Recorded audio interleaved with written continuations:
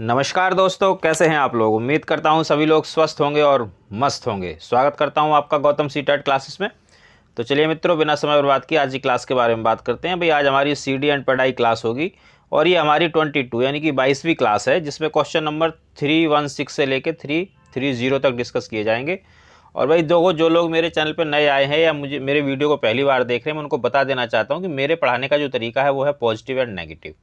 और ये इतनी बेस्ट ट्रिक्स हैं कि ये सीधे सीधे जाके आपको आंसर पे ले जाके खड़ा कर देंगे कि बिल्लो भाई इसको आंसर कर दो। नेगेटिव और पॉजिटिव के जो मेथड है, इसी से मैं फर्स्ट पेपर में 19 मार्क्स का जो CDP का पोर्शन होता है और सेकंड में जो 75 CDP का पोर्शन होता है, इतना बेहतरीन करवा दूंगा, इतना अच्छा करवा दूंगा कि आपके इसमें बटे बटे नंबर आएंगे।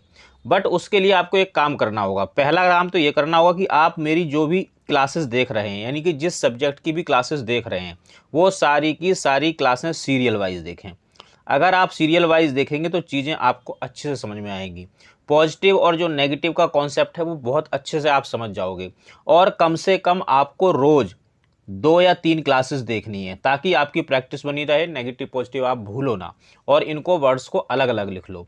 और एक काम ये करना है कि मेरे चैनल को आप सब्सक्राइब कीजिए, बेल आइकन प्रेस कीजिए, जिससे कि आपको सारी क्लासों के नोटिफिकेशन मिलें, आपकी कोई क्लास मिस ना हो। और दोस्तों खैर, मेरा वीडियो आप पूरा ही देखो, क्योंकि आपको इंटरेस्ट जितना आएगा आपके काम की चीज़ है, तो इसे ये मुझे कहने की ज़रूरत नहीं है। तो चलिए देखते हैं कैसे मेरी बेस्ट ट्रिक्स आपको आंसर पर पहुँचाएंगी। शुरू करते हैं आज का पहला क्वेश्चन।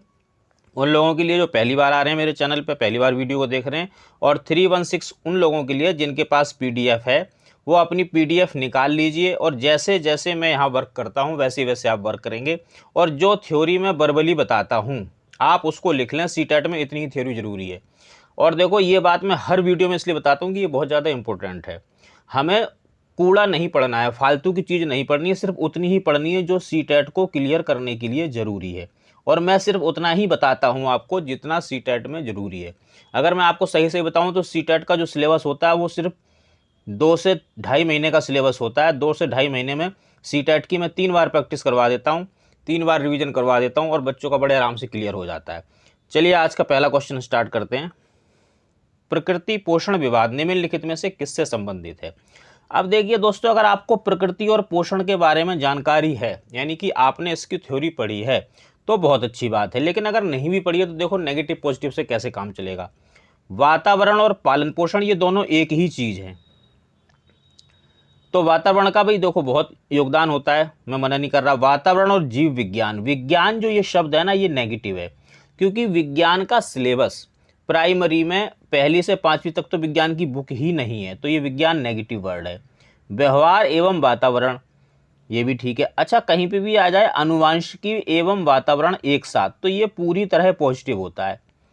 अब देखो ये नेगेटिव है, पालन पोषण ये एक जैसा ही आंसर हो नहीं सकता, तो इसको भी आप नेगेटिव मान के चलो। अब 2 नेगेटिव हो गए तो नेगेटिव तो आंसर नहीं होगा, आंसर पॉजिटिव ही होगा। और पॉजिटिव आनुवांशिकी और वातावरण है। बाकी मैं आपको समझा देता हूँ। देखो, प्रकृति का मतलब होता है जो जीन्स आपको मिलते हैं, और पोषण का मतलब होता है जो पर्यावरण आपको मिलेगा या वो जो परिवेश आपको मिलेगा।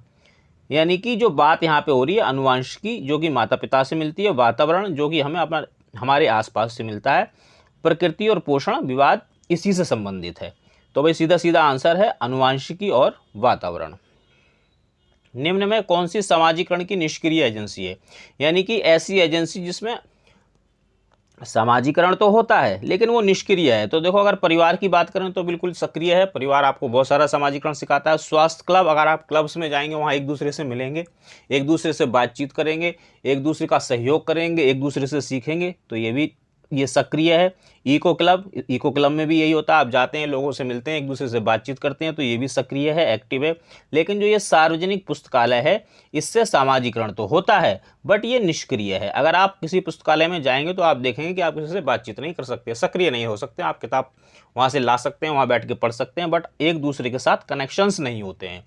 तो इसलिए जो आपका पुस्तकालय होता है वो सामाजिकरण की निष्क्रिय एजेंसी होती है। सीधा सीधा आंसर है। वाइगोस्की के सिद्धांत में निम्नलिखित में से कौन से पहलू की उपेक्षा की गई। उपेक्षा का मतलब है नेगेटिव, यानी जिसकी बात वाइगोस्की ने नहीं की है। तो देखो, वाइगोस्की के बारे में मैं आपको बता दूं कि कम से कम 3 या 4 नंबर का CTET में जरूर आता है। वाइगोस्की का मैंने एक वीडियो बना रखा है, एक प्लेलिस्ट है थिंकर्स एंड थ्योरीज, आप उसमें चले जाइए, वाइगोस्की के बारे में उसमें वीडियो पड़ा हुआ है, उसको आप देखें। और जितना सीटेट की ज़रूरत है उतना मैंने बहुत बेहतर तरीके से बनाया वीडियो, आप देखेंगे उसको, आपके 4 नंबर पक्के हो जाएंगे। चलिए देखिए, वाइगोस्की का जैसे ही नाम आए आपके दिमाग में पहली बात आनी चाहिए सामाजिकता, यानी कि उन्होंने सामाजिकता की बात की है, संस्कृति की बात की है और भाषा की भी बात की है, जैविकता की बात नहीं की है। और जब किसी थिंकर के बारे में पूछा जाए, थिंकर की थ्योरी के बारे में पूछा जाए या थिंकर की सेइंग के बारे में पूछा जाए, तो आप नेगेटिव पॉजिटिव को फिर थोड़ा साइड रख देंगे, क्योंकि इसमें हम नेगेटिव पॉजिटिव या जर्नल वे में आंसर नहीं निकालेंगे, इसमें जो बात है सो है। इसलिए क्योंकि ये क्या है, ये प्रॉपर थ्योरी है, और जो मेरे नेगेटिव पॉजिटिव है वो थ्योरी में तो वर्क करते हैं। जैसे मैं आपको थोड़ा सा बता देता हूँ, जैसे आपकी 30 नंबर की CDP आएगी, अगर 30 नंबर की बात करूँ तो 15 मार्क्स की जो पैडा होगी उसमें तो 100% नेगेटिव पॉजिटिव, और जो 15 मार्क्स की आपकी थ्योरी होगी उसमें से 10 मार्क्स जो है आपके नेगेटिव पॉजिटिव से सॉल्व हो जाएंगे, जो 5 बचेंगे इसमें प्रॉपर थ्योरी होगी, ये वही है। तो इसका आंसर है जैविक। जैविकता की बात वाइगोस्की ने नहीं की है। एक 3 वर्ष का शिशु जब आँख, कान व हाथों से सोचते हैं तो निम्नलिखित में से कौन सा स्तर शामिल होता है। तो देखिए, जो 4 स्तर दे रखे हैं ये हमारे प्याजे के स्तर हैं। प्याजे ने विकास के 4 स्तर दिए, 4 अवस्थाएं दी, जिसमें पहली अवस्था थी इंद्रिय जनित गामक स्तर, ये 0 से लेकर 2 साल तक का था। इसके बाद आपका पूर्व संक्रात्मक था, जो कि आपका 2 से लेकर 7 साल तक था। इसके बाद मूर्त था 7 से लेकर 11 तक, और फिर ये अमूर्त था 11 से अबव, यानी कि 18 या से अबव तक था। तो ये पहली जो अवस्था थी इंद्रिय जनित गामक अवस्था, इस अवस्था में बच्चा 0 से लेकर 2 साल तक का है, तो वो अपने आँख, नाक, कान, हाथ इनसे ही सोचता है, इनसे ही अपनी जो डिमांड्स हैं वो पूरी करवाता है। तो जब भी इस तरह का कोई क्वेश्चन आए ना, तो आप इसको जरूर याद कर लें कि वो जो स्टेजेस दी गई हैं उनकी एज क्या है, एज के हिसाब से आप अंदाज़ा लगा लेंगे कि भाई ये इस स्तर पर बच्चा हो सकता है। मैंने बताया कि जब इस तरह की बात पूछी जाएगी तो सीधा सीधा आंसर देंगे, no negative no positive. Next question, Riya कक्षा पिकनिक करने हेतु ऋषभ से सहमत नहीं है।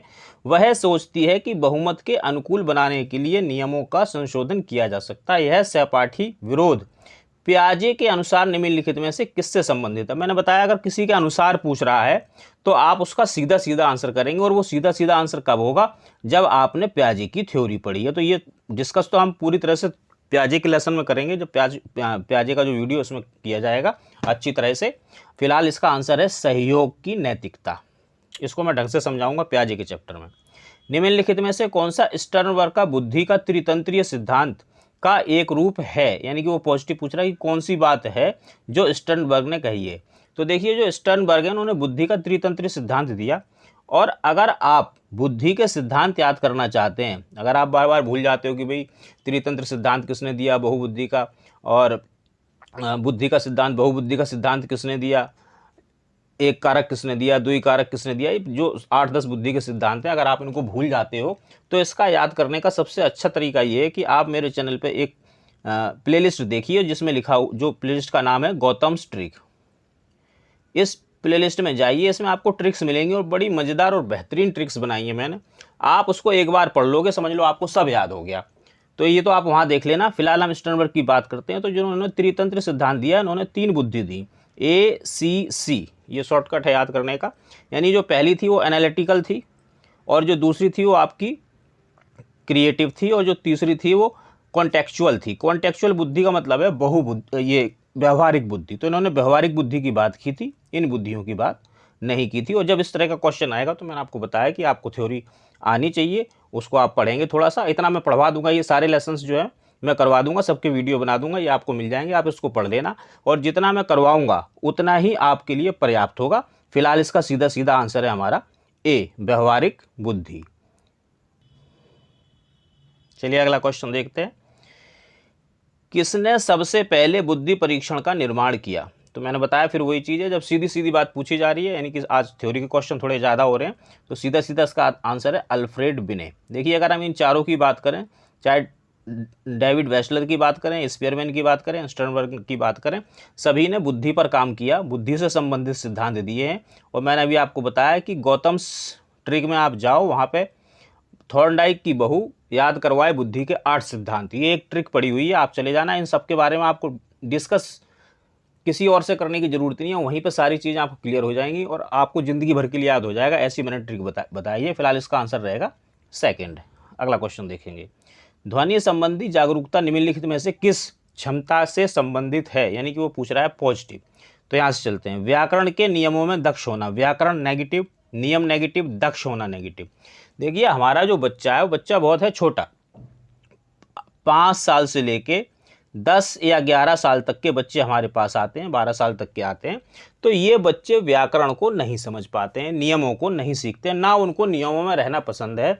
और दूसरी चीज़ है कि वो किसी भी चीज़ में, क्या 5 से लेकर 10 साल का बच्चा किसी भी चीज़ में दक्ष या एक्सपर्ट हो सकता है? बिल्कुल नहीं हो सकता। इसलिए व्याकरण नेगेटिव, नियम नेगेटिव। जानना पॉजिटिव है, समझना पॉजिटिव है। सही सही व धारा प्रवाह बोलना, अब ये देखो धारा प्रवाह बोलना ये भी नेगेटिव, क्योंकि इसमें भी बच्चे को आप एक्सपर्ट बनाने की कोशिश कर रहे हो। और ऐसा कोई भी सेंटेंस जिससे आपको लगे कि बच्चे को हम एक्सपर्ट बनाने की कोशिश कर रहे हैं, वो नेगेटिव होगा।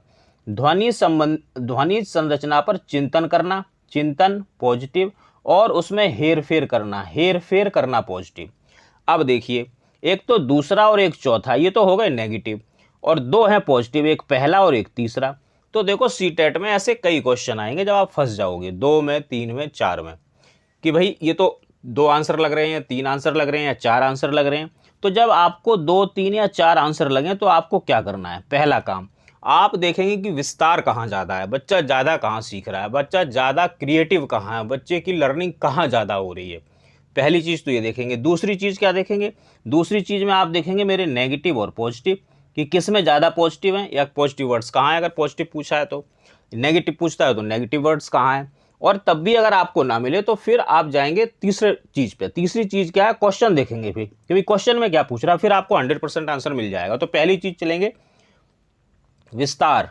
तो देखिए पहला, ध्वनि संरचना पर चिंतन करना व हेरफेर करना। हेरफेर करने का मतलब ये होता है कि अगर बच्चा चीज़ों को पलटकर सीखने लगे, यानी कि अगर मैं आपको इसका एग्जांपल दे, आपने बच्चे को सिखाया कि 4 + 5 = 9, और बच्चा इसमें हेरफेर क्या कर देता है कि सर 9 - 5 = 4 होता है, या 4 + 5 भी 9 होता है। ये हेरफेर करना अगर बच्चे को आ गए तो ये इसका मतलब है कि बच्चे ने चीज़ों को सीख लिया है, समझ लिया है, जान लिया है। यानी कि जो हेर फेर करना है उसमें जानना और समझना पहले से इंक्लूड है, तो ये विस्तारित है। पहली चीज़ मिल गई। दूसरी चीज़ भी दिखा देता हूँ भाई, पॉजिटिव वर्ड्स इसमें हैं ही। और तीसरी चीज़ भी दिखा देता हूँ कि ध्वनि से संबंधित क्वेश्चन है, तो ध्वनि की संरचना पर बच्चा चिंतन कर रहा है, तो यही पॉजिटिव होगा क्योंकि ध्वनि की बात हो रही है। जानना समझना लिखना ये भी ठीक है, लेकिन किस बारे में, यहाँ पे ये डाउट है। तो सही कौन सा होगा? फर्स्ट आंसर होगा। तो ये भाई नेगेटिव पॉजिटिव का ये फायदा होता है। ये दो तो हमने अपने आप ही एलिमिनेट कर दिए, ये तो अलग हट गए। चौथा भी ये भी अलग हट गया। अब क्या बचा? चिंतन करना, हेरफेर पॉजिटिव है, समझना जानना ही पॉजिटिव है। दोनों पॉजिटिव मिल रहे हैं तो थोड़ा सा क्वेश्चन देख लो या विस्तार देख लो, दोनों में से कोई ना। 3 जो चीज़ें मैं बताता हूँ, विस्तार, नेगेटिव पॉजिटिव और क्वेश्चन, इन तीनों में से एक ना एक आपको आंसर की तरफ पहुंचा ही देगा। कक्ष में जेंडर विभेद, यानी कि लैंगिक रूढ़िबद्धता। लैंगिक रूढ़िबद्धता का मतलब होता है कि आप लड़के लड़कियों में उनके व्यवसाय के नाम पे, उनके ड्रेसेस के नाम पे, उनके इंटरेस्ट के नाम पर कुछ चीज़ों को फिक्स कर दो। जैसे कि जो जोखिम भरे काम है वो सिर्फ लड़के करेंगे, या जो गणित है वो सिर्फ लड़के सीख सकते हैं, लड़कियां तो भाषा में अच्छी होती हैं, लड़कियां गणित में अच्छी हो ही नहीं सकती। या जैसे जो टीचर की नौकरी है वो लड़कियों के लिए ही ठीक है, लड़कों के लिए तो फौज में जाना चाहिए। तो ये जो हम जेंडर विभेद करते हैं, जो लिंग विभेद करते हैं, इसको जेंडर रूढ़िबद्धता कहते हैं, और ये ठीक नहीं है। इसको ऐसा सिलेबस होना चाहिए, ऐसा हमारा टीचिंग मेथड होना चाहिए, ऐसी हमारी अप्रोच होनी चाहिए कि लैंगिक रूढ़िबद्धता उसमें बाधा ना बने। ये इसको हमें सपोर्ट नहीं करना है। तो अब हम इसको देखते हैं क्वेश्चन को। शिक्षार्थियों के निष्पादन को प्रभावित नहीं करता। भाई बिल्कुल प्रभावित करेगा। क्यों प्रभावित करेगा? मान लो आप लड़के लड़की में विभेद कर रहे हो। एक लड़की है जो ये कहती है जी मुझे गणित बहुत अच्छा लगता है, आप कहते हो अरे नहीं, लड़कियां कोई गणित सीखती हैं, तू होम साइंस ले ले। तो भाई उसका जो निष्पादन है बिल्कुल प्रभावित होगा। तो ये बात गलत दे रखी है। शिक्षार्थियों के हर्षोन्मुख प्रयासों, यानी कि जो प्रयास करता है उसमें वो डाउनवर्ड आता है, और जो उसका निष्पादन है, जो उसका रिजल्ट है, उसका कारण बनता है। यानी कि जो हर्षोन्मुख प्रयास का मतलब है, हर्षोन्मुख का मतलब होता है डाउनवर्ड्स, जो उसके प्रयास और जो उसका निष्पादन है, यानी कि जो वो कोशिश करता है या जो उसका रिजल्ट है वो नीचे की तरफ जाता है, डाउनवर्ड जाता है। ये बात बिल्कुल सही है। क्यों सही है? क्योंकि मैंने अभी बताया कि लड़की का इंटरेस्ट तो मैथ में, आपने उसको दिलवा दी होम साइंस, तो अब उसका रिजल्ट कहाँ अच्छा आएगा, ना वो उसके लिए कोई प्रयास करेगा। पुरुष शिक्षार्थियों की वृद्धि उन्मुख प्रयासों अथवा निष्पादन का कारण बनता है। तो ये आप सिर्फ पुरुष की बात कर रहे हो, यहाँ सिर्फ महिला की बात कर रहे हो। तो जब आप सिर्फ पुरुष या सिर्फ महिला की बात कर रहे हो तो यहाँ तो अपने आप ही लैंगिक विभेद हो गया, तो ये दोनों भी नेगेटिव। तो ये इसका आंसर रहेगा सेकंड, कि इससे होता है क्या, जो शिक्षार्थी हैं उनका जो निष्पादन होता है, जो रिजल्ट होता है वो डाउन चला जाता है, गिर जाता है, क्योंकि आप विभेद कर रहे हो। सपोज करो कि आप कोई भाषा का क्वेश्चन पूछ रहे हो और किसी लड़के ने कहा सर मैं बताऊं, अरे तू बैठ जा यार, तुझे कहा था ये लड़की है, हिंदी तो इसने सीख रखी है, हिंदी का तो यही बताएगी। तो इससे लड़की का भी जो मोरल है वो भी डाउन होगा और जो लड़का है उसका भी मोरल डाउन होगा। तो इसलिए जो जेंडर विभेद होते हैं, लिंग विभेद होते हैं, वो बच्चों के जो प्रयास होते हैं, जो उनका निष्पादन होता है उस पर अफेक्ट डालते हैं। अगला क्वेश्चन देखेंगे, व्यक्तिगत विभिन्नताएं यानी कि जो इंडिविजुअल डिफरेंसेस होते हैं उसका कारण क्या होता है। पॉजिटिव देखते हैं, लोगों के द्वारा माता पिता से प्राप्त अनुवांशिकी संकेत पद्धति। यहाँ पे वो किसकी बात कर रहा है, अनुवांशिकता की बात कर रहा है, सिर्फ अनुवांशिकता की। जबकि जो इंडिविजुअल डिफरेंसेस होते हैं, व्यक्तिगत जो विभिन्नताएं होती हैं, इनके दो कारण होते हैं। क्या कारण होते हैं, एक तो अनुवांशिकता और एक परिवेश। जन्मजात विशेषताएं, ये अनुवांशिकता की बात कर रहा है, तो ये भी एक है और ये भी एक है, तो इसको छोड़ दो। पर्यावरण यानी कि ये परिवेश की बात कर रहा है, ये भी अकेला। अब क्या बचा, अनुवांशिकता और पर्यावरण अगर साथ साथ कहीं भी आ जाए तो इनको आप पॉजिटिव करना। इसके आगे और पढ़ लो, पारस्परिक क्रिया, अन्योन क्रिया, कहीं पे भी आ जाए इसको पॉजिटिव करना। तो भाई सीधी सीधी बात है, एक पॉजिटिव ये रहा, एक पॉजिटिव ये रहा, इसी को आंसर कर दो। और बाकी थ्योरी मैंने आपको बता दी कि जो हमारे अंदर इंडिविजुअल डिफरेंसेस होते हैं वो सब के सब, क्या भाई मेरे मम्मी पापा अलग हैं, सामने वाले के अलग हैं, तो मुझे अलग कोडिंग मिली है, अनुवांशिकता अलग मिली है, मेरा परिवेश मुझे अलग मिला है, दूसरे बच्चे को उसके माता पिता ने उसे जो परिवेश दिया वो मिला है। तो इसलिए हमारे अंदर जो इंडिविजुअल डिफरेंसेस हैं, अनुवांशिकता पर्यावरण के बीच जो जटिल क्रिया होती है या पारस्परिक क्रिया होती है, उसकी वजह से व्यक्तिगत विभिन्नताएं आती हैं। निम्न में कौन सा सीखने की शैली का एक उदाहरण है, तो पॉजिटिव पूछ रहा है। अब देखो, चाक्षुष का मतलब होता है देखना, आंखें, चक्षु का मतलब होता है, तो ये उसका मतलब है देखना। तो भाई आप देखने से भी सीखते हो, संग्रहण है यानी कि इकट्ठा कर लो, इससे भी आप सीखते हो चीज़ों को, अगर इकट्ठा करते हो। स्पर्श यानी टच करने से भी आप सीखते हो, तथ्य जो फैक्ट्स होते हैं आप उनसे भी सीखते हो। तो ये चारों ही सही हैं। तो सीटेट में से कई सवाल आते हैं, जब 2 में 3 में 4 में फंस जाते हो। अब तो मैंने बताया क्या देखोगे, आप विस्तार देखोगे। अब इन चारों में से आप ये देखोगे सबसे ज़्यादा किस चीज़ से सीखोगे। तो भाई देखो, जो हम सीखते हैं सबसे ज़्यादा हम सीखते हैं देखने से। देखने से सबसे पहले हम चीज़ को देखते ही हैं, इसके बाद कुछ और करेंगे। तो जहाँ विस्तार है वही आंसर है, फर्स्ट आंसर कर देंगे। एक शिक्षक कक्षा के कार्य को एकत्रित करता है, उन्हें पढ़ता है, उसके बाद योजना बनाता है और अपने अगले पाठ को शिक्षार्थियों की आवश्यकता को पूरा करने के लिए समायोजित करता है। वह क्या कर रहा है भाई, आज जो है थ्योरी क्वेश्चन ज़्यादा हो गए।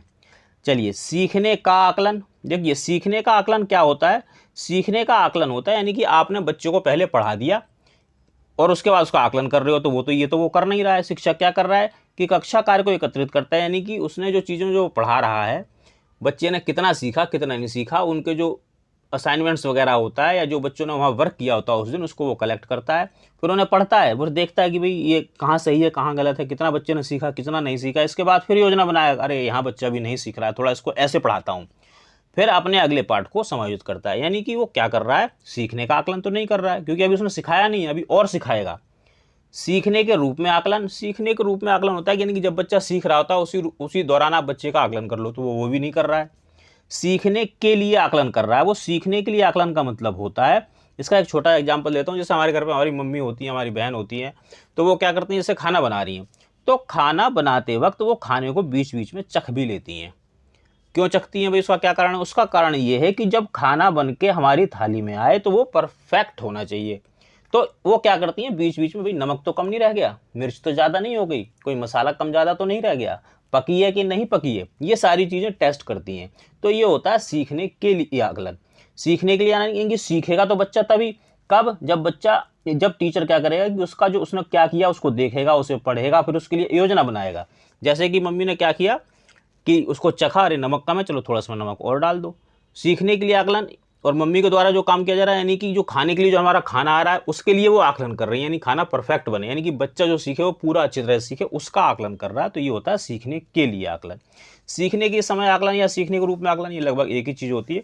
बाकी इसके लिए एक अलग से वीडियो होगा, एक अलग से क्लास होगी, सीखने का आकलन, सीखने के लिए आकलन, सीखने के समय या सीखने के रूप में आकलन, उसमें और बेहतर तरीके से आपको बताया जाएगा। वे शिक्षक जो विद्यालय आधारित आकलन के अंतर्गत कार्य करते हैं उन पर अधिक कार्य का बोझ रहता है, क्योंकि उन्हें सोमवार की परीक्षा सहित अक्सर परीक्षा लेनी पड़ती है। परीक्षा कहीं पे भी आए नेगेटिव कर देना। और ऐसा कोई सेंटेंस जो ये बता रहा हो कि इससे टीचर को सुविधा हो रही है, दुविधा हो रही है, वो पूरा सेंटेंस या पूरा ऑप्शन नेगेटिव होता है। हमें टीचर की ज़्यादा वकालत नहीं करनी है, हमें बस बच्चे का ध्यान रखना है। उन्हें प्रत्येक शिक्षार्थी को प्रत्येक विषय में परियोजना कार्य देना पड़ता है। देखिए, ऐसा कोई ऑप्शन जो आपको भारी भरकम सा लगे, जो आपके दिल पे बोझ सा बन जाए, यानी कि आपको लगे कि यहाँ कोई काम मजबूरी में हो रहा है, तो वो लगभग नेगेटिव ही होता है। शिक्षार्थियों के मूल्यों और अभिवृत्तियों का आकलन करने के लिए रोजाना उनका सूक्ष्म अवलोकन करते हैं। देखो, आपको लग रहा होगा आंसर ये है, लेकिन मैं आपको बताऊं ये आंसर नहीं है। इसका आंसर है व्यवस्था के लिए स्वामित्व की भावना रखते हैं। वे शिक्षक जो विद्यालय आधारित स्कूल बेस्ड असेसमेंट जो करते हैं वो इसी वजह से करते हैं कि जो विद्यालय है, विद्यालय की जो व्यवस्था है वो व्यवस्था बनी रहे, वो व्यवस्था ठीक से चले, बच्चा ठीक से, यानी बच्चा जिस चीज़ के लिए स्कूल में आ रहा है वो हो सके, उसकी पढ़ाई हो सके, वो सीख सके, वो क्रिएटिव हो सके। वो उस व्यवस्था को ठीक तरह से चलाने के लिए, उस व्यवस्था के प्रति अपने स्वामित्व की भावना को प्रदर्शित करने के लिए स्वामित्व की जो भावना वो रखते हैं, वो दिखाते हैं। इसलिए ये शिक्षक जो हैं, जो विद्यालय आधारित आकलन के अंतर्गत कार्य करते हैं, वो व्यवस्था के लिए स्वामित्व की भावना की बात करते हैं। इसका आंसर 4th होगा। नेक्स्ट क्वेश्चन, ग्रेड अंकों से कैसे अलग हैं? ये कैसा प्रश्न है, ये पूछ रहा है। आप सारी देखो, ये पॉजिटिव, मुक्त अंत वाला ये भी पॉजिटिव, विश्लेषणात्मक ये भी पॉजिटिव, समस्या समाधान करना ये पॉजिटिव, ये चारों के चारों पॉजिटिव है। अब चारों में से आपको आंसर निकालना, तो पहली चीज़ क्या देखेंगे, विस्तार मिला नहीं मिला, पॉजिटिव नेगेटिव चारों पॉजिटिव हैं। तो थर्ड चीज़ देखेंगे क्वेश्चन, ग्रेड अंक से कैसे अलग है। तो इसमें क्या होगा, इसमें अपसारी क्वेश्चन नहीं है, मुक्त क्वेश्चन नहीं है, यानी कि आप इसमें कुछ भी आंसर नहीं दे सकते। वैसे अपसारी और मुक्त ये दोनों एक ही हैं, तो ये जब एक जैसे ही हैं तो इसका मतलब इन दोनों को हटा दो। अब बच्चा समस्या समाधान है या विश्लेषणात्मक है, तो भाई ये विश्लेषण हम करेंगे, ग्रेड और अंकों का आपस में विश्लेषण करेंगे। भाई ग्रेड कहाँ तक ठीक है, अंक देना कहाँ तक ठीक है, इसमें क्या कमी है, इसमें क्या अच्छाई, इसमें क्या बुराई, तो उसका एक विश्लेषण हम करेंगे। ये इस तरह का क्वेश्चन ही आपसे विश्लेषण करवा रहा है, तो इसका आंसर होगा विश्लेषणात्मक। छात्राएं गणित के सवाल अच्छे से सीखती हैं, लेकिन उन्हें तब कठिनाई आती है जब उन्हें उनसे तर्क के विषय में पूछा जाता है। ये क्या कर रहे हो आप, जेंडर रूढ़िबद्धता कर रहे हो। ऐसा नहीं है कि भाई जब उनसे तर्क पूछा जाए तो फिर वो कहेंगे नहीं नहीं भाई तर्क तो नहीं पता, बस मैंने कर दिया, ऐसा नहीं होता है। अपनी आयु के लड़कों की तरह गणित में अच्छी होती है, बात बिल्कुल ठीक है भाई, जैसे लड़के वैसी लड़कियां। जेंडर रूढ़िबद्धता आपको करनी नहीं है, लैंगिक विभेद करना ही नहीं है। अपनी आयु के लड़कों की तुलना में स्थानिक अवधारणाओं में कम कुशलता पूर्वक निष्पादन करती हैं। तुलना शब्द कहीं पे भी आए इसको नेगेटिव करना, तुलना हमें नहीं करनी है। एक बच्चे की दूसरे बच्चे से, लड़के की लड़की से तुलना नहीं करनी है, तुलना करना नेगेटिव होता है। तुलना करना एक कंडीशन में पॉजिटिव होगा, वो मैं आपको बताता हूँ। जैसे मान लो राम है कोई बच्चा, राम ने मंडे को क्या परफॉर्म किया और ट्यूसडे को क्या परफॉर्म किया, इसकी आपस में तुलना कर लो, यानी कि राम के वर्क की राम के ही वर्क से तुलना हो रही है, राम के परफॉर्मेंस की राम के परफॉर्मेंस से ही तुलना हो रही है, तो तुलना करना हो जाएगा पॉजिटिव, अदरवाइज हमेशा नेगेटिव होगा। राम की तुलना श्याम से नहीं करनी है, सीता की तुलना गीता से नहीं करनी है, या सीता की तुलना राम से नहीं करनी है। लड़का और लड़की इनमें तुलना नहीं करनी है, लड़के लड़के में तुलना नहीं करनी है, लड़की लड़की में तुलना नहीं। अगर ऐसा होता है तो वो नेगेटिव होगा। भाषिक और संगत संबंधी अधिक क्षमताएं रखती हैं। देखिए यहाँ पे भी तुलना ही हो रही है, किससे तुलना कर रहे हो, ये अधिक क्षमताएं किससे अधिक रखती हैं, लड़कों से, बॉयज से। तो यहाँ पे भी आप क्या कर रहे हो, लैंगिक रूढ़िबद्धता कर रहे हो, तो ये भी नेगेटिव, ये भी नेगेटिव और फर्स्ट भी नेगेटिव। आंसर होगा सेकंड, कि भाई छात्राएं गणित में क्या किसी भी सब्जेक्ट में जैसे लड़के परफॉर्म करते हैं वैसे ही लड़कियां परफॉर्म करती हैं, इसमें लैंगिक विभेद वाली कोई बात नहीं होती है। तो दोस्तों ये आज की क्लास थी, उम्मीद करता हूँ आपको पसंद आई होगी। भाई कमेंट करके जरूर बताएं जैसी भी लगी हो आपको, अच्छी बुरी, और सब्सक्राइब लाइक शेयर करते रहें। और भाई देखो ये मेरा नंबर है, CTET से रिलेटेड आपको कोई भी प्रॉब्लम है मैं आपकी पूरी मदद करूंगा। चाहे आपको पीडीएफ चाहिए, नोट्स चाहिए, गाइडेंस कुछ भी चाहिए, आप मुझे कांटेक्ट करो, मैं आपकी हर समस्या का समाधान करूंगा और आपको सीटेट क्लियर करवाऊंगा दोस्तों। तो चलिए मिलते हैं अगली क्लास में, तब तक के लिए सभी लोग स्वस्थ रहो और मस्त रहो।